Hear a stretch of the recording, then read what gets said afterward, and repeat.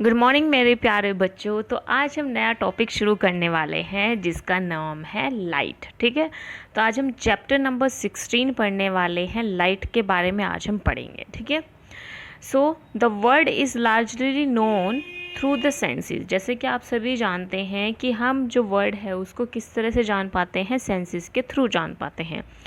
The sense of site is one of the most important sense, यानी कि जो site की जो सेंस होती है, यानी कि जो देखने की सेंस होती है, वो मोस्ट इम्पोर्टेंट सेंस होती है। ठीक है, क्योंकि अगर हमारे पास आँखें ना होती तो हम बहुत सुंदर सुंदर जो चीज़ें हैं, जो माउंटेन्स, रिवर्स, ट्रीज़, प्लांट्स, जितने भी हमारे आसपास की चीज़ें हैं वो नहीं देख पाते। ठीक है, तो ये सभी चीज़ें हम किसके द्वारा करते हैं, अपनी आइज़ के द्वारा देख पाते हैं। तो जो सेंस है साइट की मोस्ट मोस्ट मोस्ट इम्पोर्टेंट है। ठीक है, क्योंकि इसके द्वारा ही हम माउंटेन्स को, रिवर्स को, ट्रीज़ को, प्लांट्स को, चेयर को, पीपल्स को, जितने भी हमारे आसपास जो भी चीज़ें हैं उन सभी चीज़ों को देख पाते हैं। ठीक है, इसके साथ साथ हम क्लाउड्स, रेनबो, जो बर्ड्स फ्लाई कर रही हैं स्काई में, उनको भी देख पाते हैं। और रात में जो मून और जो स्टार्स जो हैं जब वो चमकते हैं उनको भी हम इजीली देख पाते हैं इस सेंस से। ठीक है, you are able to see the word and sentence printed on the page. How is seeing made possible. ठीक है, तो यहाँ पे आज हम पढ़ने वाले हैं कि हम किस तरह से देख पाते हैं, किस तरह से ये चीज़ पॉसिबल है। हमें ये तो पता है कि हम इतनी सारी चीज़ों को देख पा रहे हैं, लेकिन किस तरह से देख पा रहे हैं, किस तरह से पॉसिबल है, आज हम उस चीज़ के बारे में पढ़ेंगे। ठीक है, so what make things visible. क्या चीज़ हमें कोई भी चीज़ दिखाने के लिए विजिबल बनाती है। ठीक है, have you ever thought how we see various objective. क्या आपने कभी सोचा है कि किस तरह से हम वेरियस ऑब्जेक्टिव्स को देखते हैं। You may say that I C the object. तो आप क्या कहेंगे कि हम अपनी आँखों से ऑब्जेक्ट को देखते हैं। But can you see an object in the dark. क्या आप अंधेरे में भी कोई ऑब्जेक्ट देख सकते हैं। अब आप क्या कहेंगे, नहीं मैम, हम अंधेरे में कोई भी ऑब्जेक्ट नहीं देख पाते हैं। क्यों नहीं देख पाते, क्योंकि वहाँ पर लाइट नहीं होती है, और अगर वहाँ पर लाइट नहीं होती है तो हम उस ऑब्जेक्ट को अपनी आंखों से नहीं देख सकते हैं। ठीक है, the light may have emitted by the object और may have been reflected by it. ठीक है, जो लाइट होती है वो एमिटेड हो सकती है ऑब्जेक्ट से भी, या फिर रिफ्लेक्टेड हो सकती है ऑब्जेक्ट से भी। ठीक है, एमिटेड का मतलब क्या होता है, मान लो अगर आप बल्ब जलाओगे तो ये क्या हो रही है, एमिट हो रही है। अगर आप टॉर्च जला रहे हो तो उससे भी क्या लाइट हो रही है, एमिट हो रही है। ठीक है, तो लाइट है तो एमिट हो सकती है, रिफ्लेक्ट हो सकती है। You have learn in class 7 that a polish और shiny surface can act as a mirror. आपने क्लास 7 के अंदर पढ़ा है, क्या पढ़ा है कि जो पॉलिश्ड और शाइनी सरफेस होती है उसको हम क्या बोलते हैं बेटा जी, उसको हम बोलते हैं मिरर। ठीक है, mirror changes the direction of light that falls on it. आपने देखा होगा कि जो मिरर है वो डायरेक्शन जो है लाइट की वो चेंज कर देता है जो कि इसके ऊपर गिर रही है। यहाँ पर इस वाली इमेज में अगर आप देखेंगे तो इस मिरर के ऊपर जो लाइट गिर रही है उसकी डायरेक्शन को इसने क्या कर दिया है, चेंज कर दिया है। ठीक है, can you tell in which direction the light fall in this surface will be reflected. क्या आप बता सकते हैं कि किस डायरेक्शन में जो लाइट है वो रिफ्लेक्ट होगी। ठीक है, लेट अस फाइंड आउट। तो अब हम इसको फाइंड आउट करेंगे। तो यहाँ पे आते हैं आपके लॉज ऑफ रिफ्लेक्शन। ठीक है, तो सबसे पहले एक एक्टिविटी दी गई है 16.1 एक्टिविटी। बेसिकली ये एक्टिविटी आपको दी गई है। ठीक है, इसमें क्या करना है, आपको एक टेबल लेनी है, उस टेबल के ऊपर आपको एक वाइट शीट लगा देनी है, पूरा वाइट पेपर इस तरह से आप उसको लगा देंगे। पूरी वाइट शीट आपने यहाँ पर लगा दी है। ठीक है, लगा दी। अब उसके बाद आप क्या करेंगे, कॉम्ब रखेंगे। ठीक है, कॉम्ब आपने यहाँ पर एक कंघा रखना है इस तरह से। कंघा कैसा होता है, इस तरह का होता है। ठीक है, इस तरह का आपको यहाँ पे क्या रख देना है, कॉम्ब रख देना है बीच में। और अब आपको क्या करना है, ये जो कॉम्ब है इस कॉम्ब को पूरी तरह से सिर्फ ये वाला मिडल वाला पोर्शन छोड़ के ये वाला पोर्शन जो ब्लैक पेपर होता है या ब्लैक चार्ट होता है उससे इस तरह से क्या कर देना है, कवर कर देना है। ठीक है, यानी कि ये जो दोनों पोर्शंस हैं, बीच वाले पोर्शन को छोड़ के, ठीक है, बीच वाले पोर्शन को छोड़ के, इस वाले पोर्शन को छोड़ के, ये दोनों जो पोर्शंस हैं, ये वाला और ये वाला, इसको कवर कर देना है ब्लैक चार्ट से। ठीक है, फिर उसके बाद hold the comb perpendicular to the sheet of the paper. अब आपको कॉम्ब को होल्ड करना है परपेंडिकुलर जो है शीट ऑफ पेपर की, यानी कि ये जो आपकी ये शीट है, ठीक है। ये आपकी पेपर की शीट है, यहाँ पे आप क्या रखेंगे, इस तरह से कॉम्ब रखेंगे जो कि यहाँ से मिडिल में से ओपन होगा और यहाँ से पूरा ब्लैक ब्लैक जो होगा वो इस तरह से ढका होगा, ठीक है। यहाँ पे अगर आप देख पा रहे हैं, ये देखो, ये जो है, ये जो कॉम्ब है ये बीच में से तो खुला हुआ है, बीच में से ही ओपन है और यहाँ से जो है पूरा वो ब्लैक चार्ट से इन्होंने ढक रखा है और फिर इससे परपेंडिकुलर आपने पकड़ लिया है, ठीक है। फिर उसके बाद आपको क्या करना है, throw light from a torch the opening of the comb from one side. अब आपको क्या करना है, ये जो आपका ये जो ओपनिंग एरिया है, ये वाला जो ओपनिंग एरिया है, इस वाले ओपनिंग एरिया से आप टॉर्च से क्या करेंगे, लाइट को पास ऑन करेंगे, ठीक है। With slight adjustment of the torch and the comb you will see A ray of light. अब आप क्या देखेंगे, यहाँ पे रे ऑफ लाइट्स को देखेंगे जो कि आपको पेपर पर दिखाई दे रही होंगी। ये देखो, यहाँ पे आपको क्या दिख रही है, दो तरह की लाइन दिख रही है, एक ये रही और एक ये रही, ठीक है। पेपर पे देखनी है अब आपको। Place a strip of plain paper in the path of light रे। अब आपको यहाँ पे एक पेपर रख के देखना है, तो आपको क्या दिखाई देंगी, यहाँ पे दो तरह की लाइट दिखाई देंगी, एक ये दिखाई देगी और एक इस वाले साइड जाती हुई दिखाई देगी, ठीक है। After striking the mirror the ray of light is reflected in another direction. तो जैसे ही जो मिरर पे लाइट पड़ती है तो ये क्या हो जाती है, रिफ्लेक्ट हो जाती है। ये इस वाले होल से क्या आ रही है, लाइट आ रही है और इस मिरर पे यहाँ पर पड़ रही है और इस मिरर से टकराती है, क्या हो जा रही है, रिफ्लेक्ट हो जा रही है, ठीक है।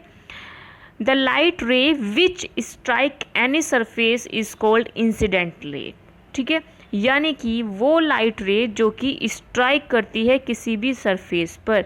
जब आप यहाँ से टॉर्च से लाइट दे रहे हो, ये जो टॉर्च से आप लाइट दे रही हो, तो इस टॉर्च से जो लाइट निकलेगी और वो मिरर पे जो स्ट्राइक कर रही है, यानी कि ये वाली जो लाइन है, ठीक है, ये वाली जो लाइन है, ये वाली, ठीक है, ये वाली लाइन आपको क्या दिखा रही है, ये वाली लाइन को हम बोलते हैं इंसिडेंट रे, ठीक है। यानी कि जो रे जो है वो जब आप कोई भी लाइट पास करते हैं उसके बाद जो रे मिरर से टकराती है उसको हम क्या बोलते हैं, इंसिडेंट रे बोलते हैं, ठीक है। द रे that comes back from the surface after the reflection. और वो रे जो कि टकराने के बाद वापस आती है उसको हम बोलते हैं रिफ्रैक्टेड रे, ठीक है। दोनों की मतलब समझ में आया। यानी कि जो लाइट रे स्ट्राइक कर रही है मिरर पर उसको हम क्या बोल रहे हैं, उसको हम बोलेंगे इंसिडेंट रे। और जो लाइट रे वहाँ से रिफ्लेक्ट हो रही है यानी कि वापस आ रही है उसको हम क्या बोलेंगे, रिफ्लेक्टेड रे, ठीक है। समझ में आ गया। A ray of light is in an idealization. In reality, we have a narrow beam of light which is made of several rays. ठीक है, तो रियलिटी में क्या होता है, नैरो बीम्स होती हैं लाइट की और जो कि बहुत सारी रेज बनाती हैं। For simplicity we use the term ray for a narrow beam of light, ठीक है। इसलिए हम नैरो बीम ऑफ लाइट के लिए रे टर्म को यूज़ कर रहे हैं। तो अब आप यहाँ पे रे रे रे बहुत ज़्यादा सुनने वाले हो, ठीक है। अब आपको क्या करना है, ये वाली जो चीज़ थी, ये वाली जो एक्टिविटी आपने परफॉर्म की, अब इस एक्टिविटी को हम देखेंगे यहाँ पर। अब आप इसको क्या करोगे, ड्रॉ करोगे अपनी बुक या पेपर पर, ठीक है। Draw line showing the position of plane mirror. अब आपको क्या करना है, प्लेन मिरर जो है उसको बना लेना। ये आपने क्या बना लिया, यहाँ पर ये क्या है, प्लेन मिरर बना लिया, ठीक है। इससे आप क्या शो कर रहे हो कि ये क्या है, प्लेन मिरर है। The incident ray and reflected ray on the paper with the help of your friend. अब आप क्या करेंगे, अपनी फ्रेंड की हेल्प लेकर के यहाँ पे आप क्या बनाएंगे, इंसिडेंट रे बनाएंगे और रिफ्लेक्टेड रे बनाएंगे, ठीक है। तो इंसिडेंट रे कौन सी होती है, जो कि मिरर पर स्ट्राइक करती है। रिफ्लेक्टेड रे कौन सी होती है, जो कि वापस आती है, ठीक है, मिरर से टकराने के बाद।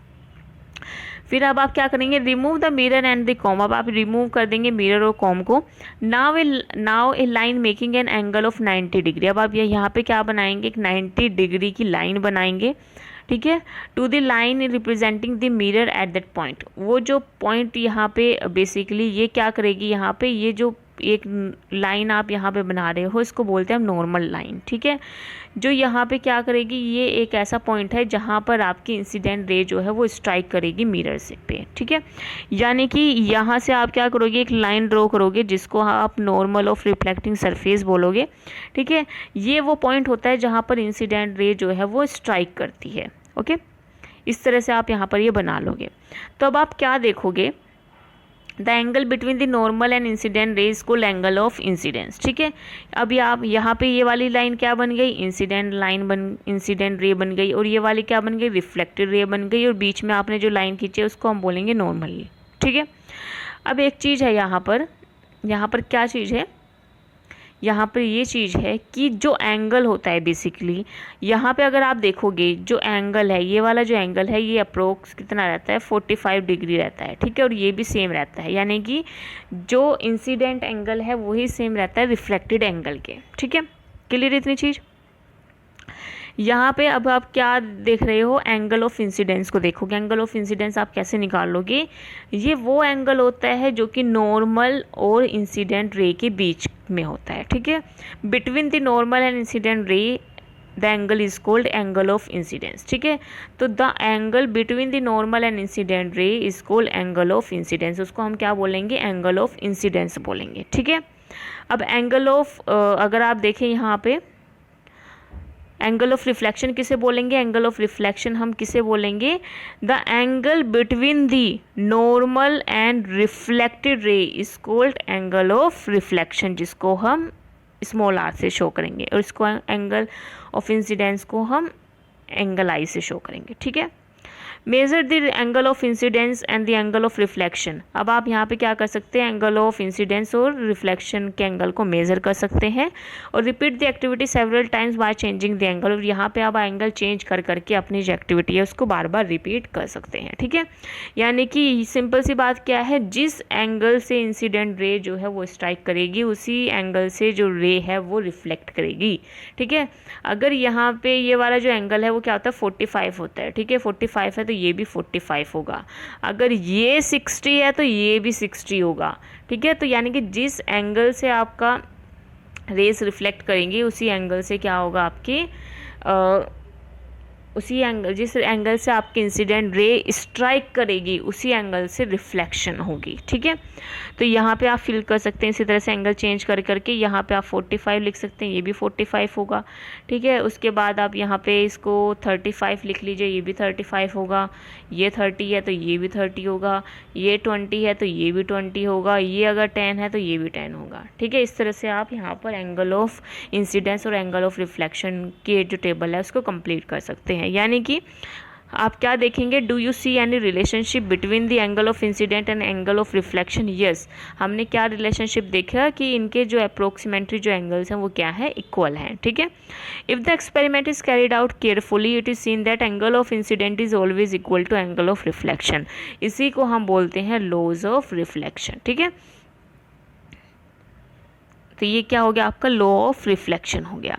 अब यहाँ पे भी क्या हो रही है, एक नेक्स्ट एक्टिविटी परफॉर्म की गई है। इस एक्टिविटी में बेसिकली आपका क्या क्या किया गया है, this time use A sheet of strip paper और ए चार्ट पेपर। अब आपको क्या लेना है, थोड़ा मतलब जो हार्ड पेपर होता है वो लेना है, ठीक है, चार्ट पेपर लेना है। Let the sheet project a little beyond to the edge of table. अब आपको उसको क्या कर लेना है, इस तरह से टेबल पे उसको अच्छे से बिछा लेना है, ठीक है। Make sure the okay cut the projecting portion of the sheet in the middle. अब ये जो प्रोजेक्टिंग पोर्शन है उसको आपको मिडल से क्या कर लेना है, कट कर लेना है। उसके बाद क्या करना है आपको, look at reflected ray, make sure that reflected ray is extended to the project portion of the paper, bend that part or projected portion on which the reflected ray fall. Can you still see the reflected rays? Bring the paper to the original back position. Can you see the reflected ray? What do you infer? ठीक है, देखो इसमें basically इस वाली activity में किया क्या गया है, मैं आपको ये डायरेक्टली समझा देती हूँ, ठीक है। इस एक्टिविटी में इन्होंने क्या किया है, देखो सिंपली इस एक्टिविटी में किया क्या गया है, ठीक है। तो अगर आप एक एक पॉइंट्स को पढ़ोगे तो फर्स्ट पॉइंट में क्या लिखा गया है आपका, फर्स्ट पॉइंट में सिंपली लिखा है कि आपको क्या करना है, एक बड़ा सा चार्ट पेपर लेना है, ठीक है। वो जो चार्ट पेपर आप लोगे वो beyond the edges of table, यानी कि वो टेबल के एजेस से बाहर निकला होना चाहिए, ठीक है। ये जो टेबल है वो कहाँ तक है, वो सिर्फ यहीं तक है, ठीक है। और यहाँ इसके ये जो बाहर है ये क्या निकला हुआ है, पेपर जो है उसके एजेस से बाहर निकला हुआ है, ठीक है। उसके बाद इन्होंने क्या बोला आपसे, अब आपको क्या करना है, ये जो आपका जो प्रोजेक्टिंग पोर्शन है शीट का उसको निकाल लेना है, उसको कट कर लेना है, ठीक है। यानी कि देखो सिंपली सी चीज़ क्या है यहाँ पर, इस वाले उसमें देखो इसमें अगर आप देखोगे यहाँ पे इन्होंने क्या पेपर बिछा रखा है और यहाँ पे पीछे मिरर रखा हुआ है, ये कॉम्ब है और इस कॉम्ब से लाइट को पास ऑन कर रहे हैं। ठीक है, आपको यहाँ पे दो रेज मिल रही है, रे ऑफ इंसिडेंट और रे ऑफ रिफ्लेक्शन। ठीक है, दो लाइन मिल रही है। अब यहाँ पे जो आपको ये जो रेज ऑफ रिफ्लेक्टिंग जो यहाँ पर मिल रही है ये वाली, ठीक है, अब आपको ये वाला जो पोर्शन है इसको क्या कर लेना है, कट डाउन कर लेना है इस तरह से। ठीक है, यानी कि जहाँ पर आपको ये रेज ऑफ रिफ्लेक्शन मिल रही है वहाँ से आपको क्या करना है, उस पोर्शन को कट डाउन कर लेना है। अब आप यहाँ पर क्या नोटिस कर रहे होंगे, यहाँ पर जो रेज ऑफ रिफ्लेक्शन थी वो कितनी बड़ी थी। ठीक है, लेकिन यहाँ पर जो रे ऑफ रिफ्लेक्शन है वो कितनी छोटी हो गई है। क्यों छोटी हो गई है, क्योंकि जो आपकी इंसिडेंट रे है, रिफ्लेक्टेड रे है और जो नॉर्मल रे है उनका सेम प्लेन में होना ज़रूरी है। ठीक है, तभी वो एक मतलब जिस एंगल से वो इंसिडेंट रे ने स्ट्राइक किया है उसी एंगल से रिफ्लेक्टेड रे जो है वो रिफ्लेक्ट हो पाएगी। अगर ये तीनों सेम प्लेन में नहीं है तो यहाँ पे क्या हो जाएगा, यहाँ पे जो जैसे ये रे तो बड़ी है लेकिन ये रे क्या रह गई है, छोटी रह गई है। ठीक है, इस तरह से यहाँ पे डिफरेंसेस दिखने लगेगा। तो इन तीनों का सेम प्लेन में होना ज़रूरी होता है। ठीक है, when the whole sheet of paper is spread on the table it represent one plane। तो जब आप पूरी शीट को जो पेपर की पूरी शीट अगर आप उसको टेबल पे बिछाते हैं तो ये पूरा क्या रिप्रेजेंट कर रहा है, एक प्लेन को रिप्रेजेंट कर रहा है जिसमें आपको incident ray, normal at the point of incidence और रिफ्लेक्टेड रे जो है एक ही प्लेन पर दिखाई दे रही है। ठीक है, लेकिन जब आप इस पेपर को यहाँ से क्या कर दोगे, कट करके बेंड कर दोगे तो आपको क्या दिखाई देगा, आपको ये जो तीनों रेज हैं वो एक प्लेन पर नहीं दिखाई देंगी। ठीक है, when you bend the paper you create a plane different from the plane in which the incident ray and normal lie। ठीक है, तो आप यहाँ पर क्या देखोगे, एक जो प्लेन है उस पर तो आपको इंसिडेंट रे और नॉर्मल रे दिखाई देगी और एक प्लेन पे आपको रिफ्लेक्टेड रे दिखाई देगी जो कि ये छोटी सी है। ठीक है, इतनी सी आपको दिखाई देगी नेक्स्ट वाले प्लेन पर। ठीक है, then you do not see the reflected ray, what does it indicate. ठीक है, तो आप यहाँ पर जो ये सीधी सी एक लाइन आपको इस तरह से दिख रही है, इस वाले मतलब प्लेन पे सिर्फ आपको यही लाइन दिख रही है और एक पे आपको इस तरह से लाइन दिख रही है। ठीक है, ये वाली इस तरह से दिख रही है। ओके, ये आपको दो तरह की लाइंस यहाँ पर दिख रही हैं। तो आप यहाँ पे नहीं बता पाओगे कि यहाँ पे ये जो रिफ्लेक्टेड रे है वो क्या शो कर रही है, क्या दिखा रही है। ठीक है, व्हाट डज इट इंडिकेट, क्या इंडिकेट कर रही है, it indicate that the incident ray and the normal ray at the point of incident reflected are all lie in the same plane. देखो, अगर ये जो तीनों रेज जो होती हैं, अगर हम इसको अलग कर दें, इसको यहाँ से कट डाउन कर दें तो क्या आपको ये रेज जो है वो दिखाई नहीं देगी। तो इसका मतलब क्या है, तीनों रेज आपको तभी मिलेगी जब आप सेम प्लेन पर ये एक्टिविटी करोगे, क्योंकि ये तीनों जो लाइंस हैं, तीनों जो रेज हैं वो सेम प्लेन पर दिखाई देती हैं। ठीक है, एक ही प्लेन पे आपको तीनों रेज मिलेंगी, इसी को हम बोलते हैं लॉ ऑफ रिफ्लेक्शन। पहली एंड बूझो perform the above activity outside the classroom. अब ये जो एक्टिविटी है उन्होंने क्लासरूम के बाहर की, सन को एज एन सोर्स रखे instead of torch. You too can use sun as a source of light. ठीक है, this activity can also perform by making use of ray streak operator से भी आप इसको कर सकते हैं, जो कि अवेलेबल होती है in the kit prepare by NCERT. ठीक है, बूझो ने रिकमेंड किया कि आपने क्लास 7th के अंदर ये सभी फीचर्स जो हैं इमेजेस के वो पढ़े होंगे। प्लेन मिरर के जो फीचर्स होते हैं, जिस तरह की उस पर इमेज बनती है वो सभी पढ़े होंगे। तो यहाँ पर जो पहली है वो क्या करवा रही है, आपको रिकॉल करवा रही है कि क्या क्या फीचर्स आपने पढ़े हैं। क्या पढ़ा है, वॉज द इमेज इरेक्ट और अपसाइड डाउन। क्या जो इमेज आपकी जो शीशे में बनती है क्या वो इरेक्ट है और अपसाइड और डाउन होती है, यानी कि आपका सीधी इमेज बनती है, और क्या वो सिर ऊपर और आपका पैर नीचे ही दिखाई देता है। बिल्कुल सही बात है, ऐसा ही होता है। ठीक है, was it of same size as the object. जैसे ऑब्जेक्ट होता है इसी तरह की इमेज बनती है प्लेन मिरर पर, बिल्कुल बनती है।